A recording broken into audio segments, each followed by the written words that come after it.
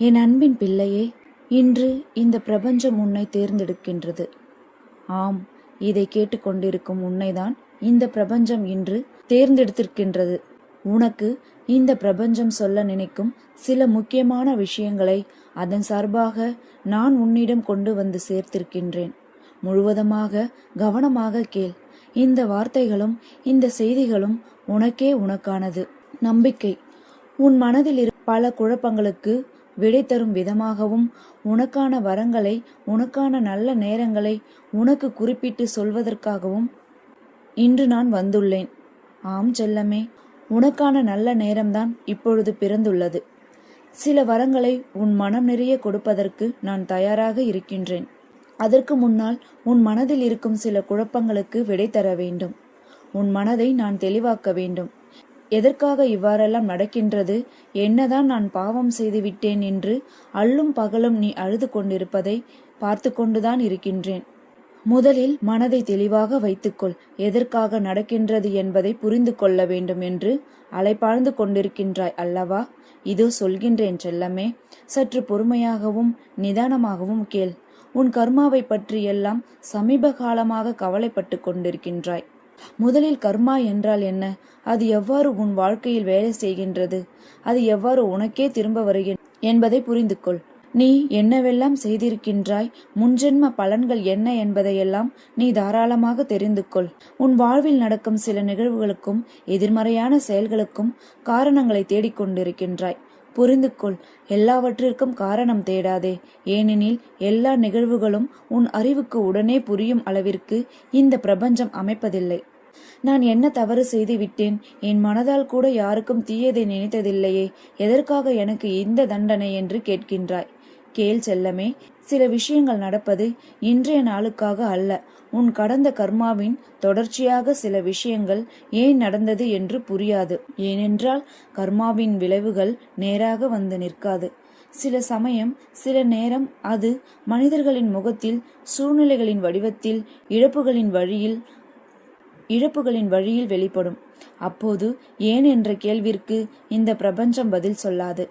அது அனுபவம் மட்டுமே தரும்.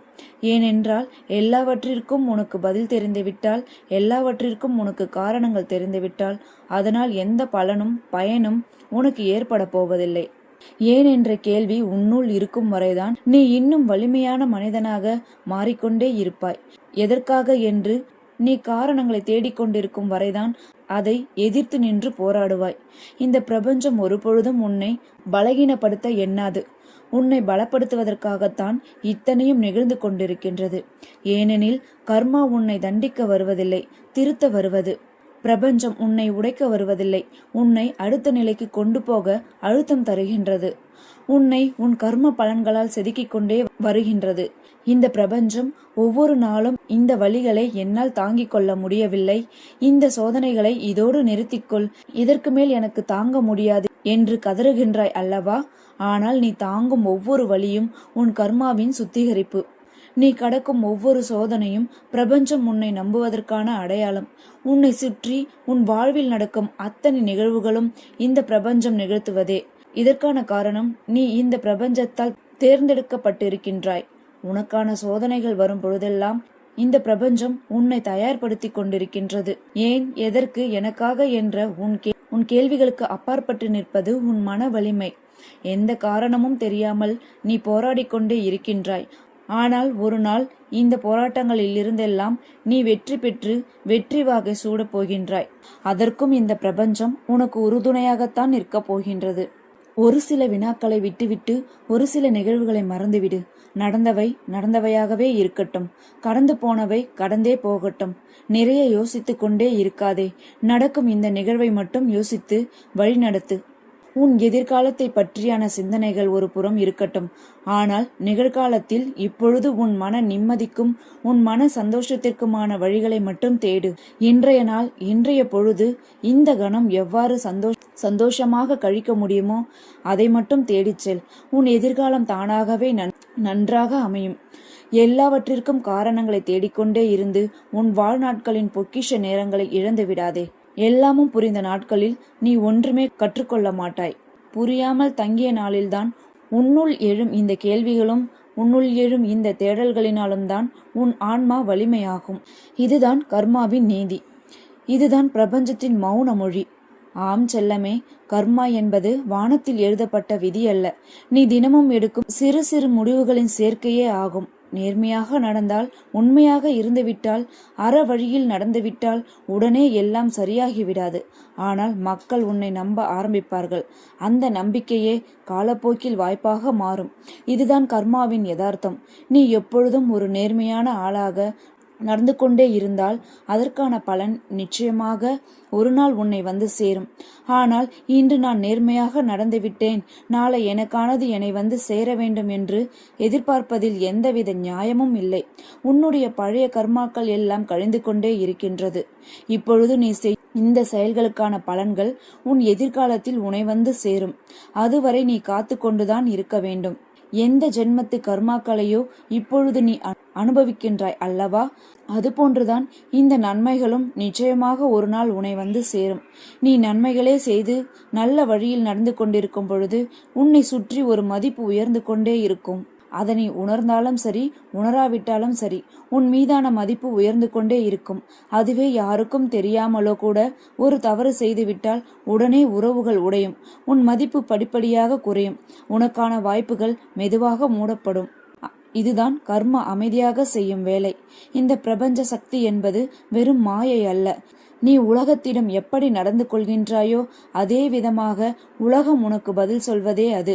நீ நேர்மையாக நடந்து கொண்டால் உனக்கான விஷயங்கள் நேர்மையாக உன்னை வந்து அடையும். நீ தவறு செய்துவிட்டால் உனக்கான விஷயங்கள் தவறாகவே அமையும். இதுவே பிரபஞ்ச சக்தி. நீ என்ன செயல் செய்கின்றாயோ அதற்கான பதில் உன்னை வந்து சேரும். உழைக்காமல் எதிர்பார்த்தால் ஏமாற்றமே கிடைக்கும். உழைத்ததும் பொறுமை இல்லாமல் இருந்தால் நடுவழியில் விழ வேண்டி வரும். கடந்த காலத்தை நினைத்து வருத்தப்படுவதால் இங்கு ஒன்றும் மாறாது. இப்பொழுது நீ எடுக்கும் செயல்கள்தான் உன் நாளைய வாழ்க்கையை வடிவமைக்கும். ஒருவன் இந்த உலகத்தை ஏமாற்றலாம், இந்த மனிதர்களையும் ஏமாற்றலாம்.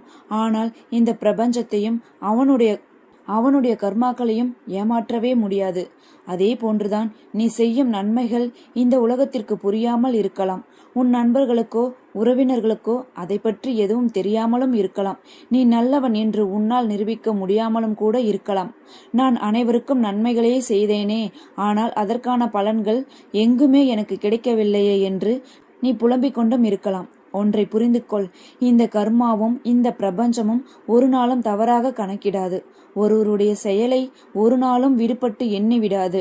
நீ செய்யும் ஒவ்வொரு செயலும் இந்த பிரபஞ்சத்தால் கணக்கிடப்பட்டு கொண்டே இருக்கின்றது.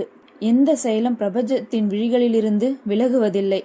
யார் உன்னை பார்த்தாலும், யார் உன்னை கவனிக்காமல் சென்றாலும் இந்த பிரபஞ்சம் நாள்தோறும் அணுதினமும் உன்னை கவனித்து கொண்டே இருக்கின்றது.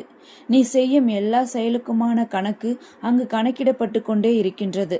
எல்லாவற்றிற்குமான நன்மை தீமைகள் உனக்காக உருவாக்கப்பட்டு கொண்டே இருக்கின்றது.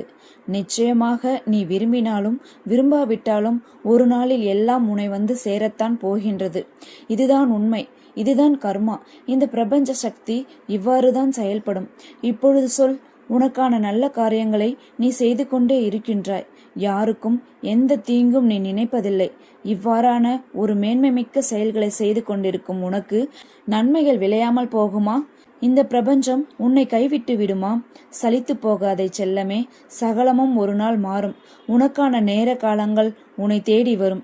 எனவே உன்னுடைய நற்செயல்களையும் நல்ல எண்ணங்களையும் ஒரு பொழுதும் கைவிடாமல் சோர்ந்து போகாமல் நீ தொடர்ந்து செய்து கொண்டே இரு. நீ செய்யும் ஒவ்வொரு செயலுக்குமான பலன்கள் 10 மடங்காக உனக்கும் உன் தலைமுறைக்கும் வந்து சேரும். இன்று இந்த செய்தியை நீ முழுவதுமாக கேட்டால் இந்த பிரபஞ்சம் இன்று உன்னை தேர்ந்தெடுத்திருக்கின்றது. பிரபஞ்சம் உன்னிடம் சொல்ல சொன்ன செய்தியை இன்று நான் உன்னிடம் வந்து சேர்த்திருக்கின்றேன். எனவே மகிழ்ச்சிகள் மற்ற எல்லாவற்றையும் இந்த முருகன் பார்த்து கொள்கின்றேன். உனக்காக சேர வேண்டிய அனைத்தையும் நான் வந்து சேர்க்கின்றேன். நன்மைகள்தான் உனக்கு நடக்கும் என்று நம்பிக்கை கொண்டிரு. கலங்காதே, கவலை கொள்ளாதே. உன் முருகன் இருக்க பயமேன். ஓம் சரவணபவ.